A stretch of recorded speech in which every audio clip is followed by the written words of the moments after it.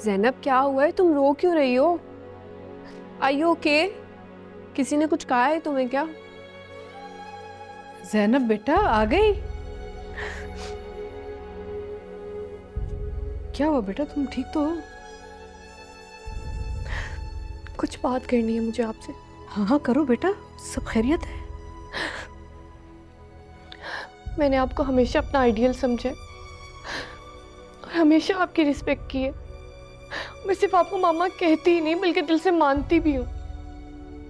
हाँ बेटा, मैं तुम्हें बहू नहीं अपनी बेटी समझती हूँ ना। क्या हो गया है? ऐसा नहीं है, अगर ऐसा होता तो आप नवीद को मेरे अगेंस्ट ना करती। जो सारी बातें आपने बढ़ा चढ़ा कर की हैं उन्हें, और उन्होंने मुझे जो कहा है। बेटा मैंने नवीद से कुछ नहीं कहा। अनम तुमने तो नवीद ने जो कहना था वो कह चुके हैं। उनका गुस्सा और फैसला मेरी मामा तक पहुंच चुका है और मुझे भी पता है कि वो क्या चाहते हैं। बेटा नवीद की बातों को सीरियसली मत लो, वो गुस्से का तेज है। मैं उसे समझाऊंगी, वो तुमसे माफी मांगेगी। नहीं चाहिए मुझे उनकी माफी। उस दिन जिस तरह से उन्होंने अपना फैसला सुनाया और बर्तरी दिखाई मुझ पर, मैं वो एटीट्यूड नहीं भुला पा रही।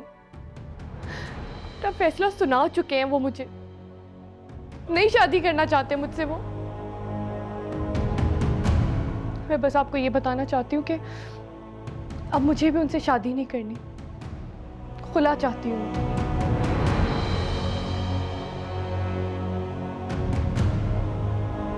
आओ बेटा बैठ के बात करते हैं आराम से। ज़ैनब तुम क्या कह रही हो, होश में तो। बैठो बैठो, शाबाश। बेटा तुमने ये बात सोची भी कैसे? तो और क्या चाहती हैं आप? अब भी ये बात मैं ना सोचूं और मैं सारी जिंदगी नवीद के नाम पे अपने घर बैठी रहूं। नवीद ज़ैनब क्या कह रही है देखो, ये तुम गुस्सा करते हो ना, ये नतीजा होता है। बस अब तुम बीच में बिल्कुल नहीं पड़ोगे। मैं तुम्हें कितना समझाती रही हूँ। I will deal with it. Hello, क्या हुआ? ज़ैनब खुला मांग रही है। What?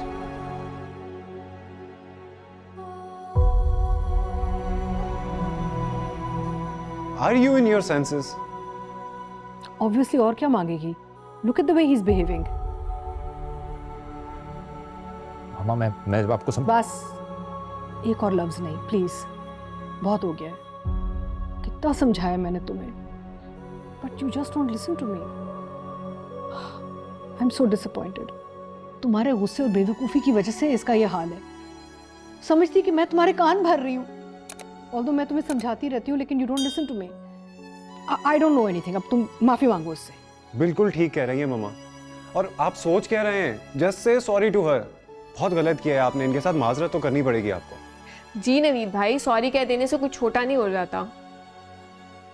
And Zainab I am so sorry, मेरी वजह से तुम्हारे और नवीद भाई के बीच मिसअंडरस्टैंडिंग हो गई। मैं आंटी की बात सुन के परेशान हो गई थी। वो तो मॉम ने और असद भाई ने मुझे समझाया है कि मेरी गलती है। आई एम सो सॉरी, प्लीज़ तुम मुझे माफ़ कर दो।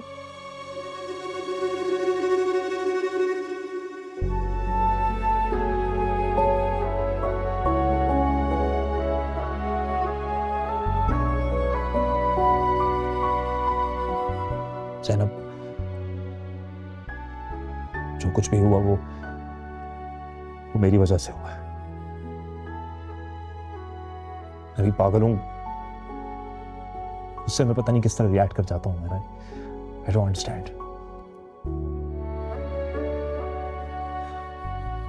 आई am sorry, I am very sorry and I promise I will never hurt you again. बस बेटा, इस कॉन्फ्लिक्ट को छोड़ दो। देखो माफी मांग रहे, अगर तुम लोग छोटी छोटी बातों पे लड़ोगे तो फिर आगे जिंदगी कैसे गुजारोगे एक साथ? मेरे और नवीद के बीच में तो कोई कॉन्फ्लिक्ट नहीं था। उस दिन सजल ने जो भी इशू क्रिएट किया वो मामा ने खुद देखा था, और उसके बाद वो शर्त रखी थी और मैंने तो कभी भी उस शर्त में मामा का साथ नहीं दिया। मेरे नजदीक तो वो चीज जस्टिफाइड थी ही नहीं। डोंट वरी, मैं तुम्हारी मामा को समझाऊंगी। उनका मसला मेरा मसला है बेटा। देखो रिश्ते ना बड़े मुश्किल से जुड़ते हैं और बनते हैं, टूटने में 2 मिनट लगते हैं। सब ठीक हो जाएगा, बस तुम लोग प्यार मोहब्बत से एक साथ रहो। It will make us all very happy.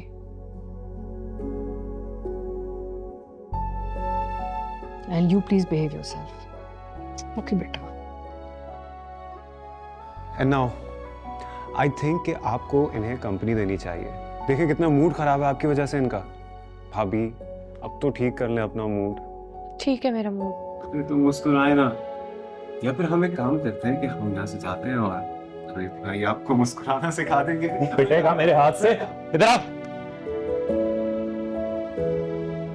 अब तुम भी अपना मूड ठीक कर लो